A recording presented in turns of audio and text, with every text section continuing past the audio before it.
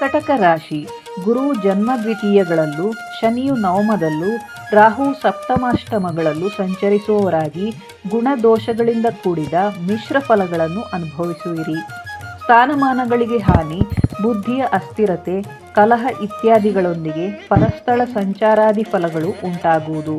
ನವಮದ ಶನಿಯಿಂದ ಮನಸ್ಸಿಗೆ ನೆಮ್ಮದಿ ಕಡಿಮೆಯಾಗುವುದು. ಮಾನಸಿಕ ಅಶಾಂತಿ, ಶತ್ರುಪೀಡೆ, ಸ್ತ್ರೀ ಸುಖ, ಗೃಹ ಸುಖಾದಿ ಹಾನಿ, ರೋಗ ಭಯ ಇತ್ಯಾದಿ ಕಾಣಿಸುವುದು.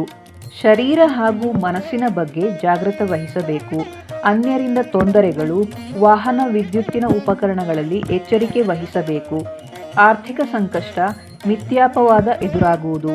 ಪತ್ನಿಯ ಆರೋಗ್ಯದಲ್ಲೂ ವ್ಯತ್ಯಯ ತೋರುವುದು. ರಾತ್ರಿ ಸಂಚಾರ ಉತ್ತಮವಲ್ಲ. ನವೆಂಬರ್ 1ರ ನಂತರ 3 ತಿಂಗಳು ದೈವ ಬಲ ಒದಗಿ ಉದ್ಯೋಗ ವ್ಯವಹಾರದಲ್ಲಿ ಕೆಲವು ಅನುಕೂಲ ಉಂಟಾಗುವುದು. ಮಕ್ಕಳಿಗೂ ಅನುಕೂಲ ಉಂಟಾಗುವುದು. ಆದಾಯ ಹೆಚ್ಚುವುದು. ಶುಭ ಶೋಭನಾದಿ ಮಂಗಲ ಕಾರ್ಯಗಳು, ಕುಟುಂಬಾಭಿವೃದ್ಧಿ ನಡೆಯುವುದು. ದಶಂಬರವರೆಗೆ ಕೌಟುಂಬಿಕ ಸಾಮರಸ್ಯದ ಕೊರತೆ ಕಾಣಿಸಿಯಿತು. ಮಕ್ಕಳಿಂದ ಮತ್ತು ಅಧೀನ ನೌಕರರಿಂದ ಅಡಚಣೆಗಳು ಎದುರಾದೀತು. ಮಕ್ಕಳಿಂದ ಶುಭ ಫಲವೂ ಇದೆ. ಆರೋಗ್ಯ ಸುಧಾರಿಸುವುದು. ಗೃಹ ಸೌಕರ್ಯಗಳು ಉಂಟಾಗುವುದು.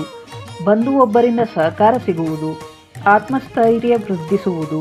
ಮುಂದೆ ವರ್ಷಾಂತ್ಯದವರೆಗೂ ಕಷ್ಟ ನಷ್ಟಗಳು ಅಧಿಕ. ಕೆಟ್ಟ ಜನರ ಸಂಸರ್ಗದಿಂದ ಅಶುಭ ಫಲ, ಭೂಗೃಹಾದಿ ವ್ಯವಹಾರಗಳಲ್ಲಿ ಹಾನಿ, ಉದರ ರೋಗ, ಉಬ್ಬಸ, ಉಸಿರಾಟದ ತೊಂದರೆಗಳು ಇತ್ಯಾದಿ ಪ್ರಾಪ್ತವಾಗುವು. ಗುರು ಶನಿ ರಾಹು ಪ್ರೀತ್ಯರ್ಥ ಯಥಾಶಕ್ತಿ ದೇವತಾರಾಧನೆ ನಡೆಸುವುದರಿಂದ ಶುಭವಾಗುತ್ತದೆ.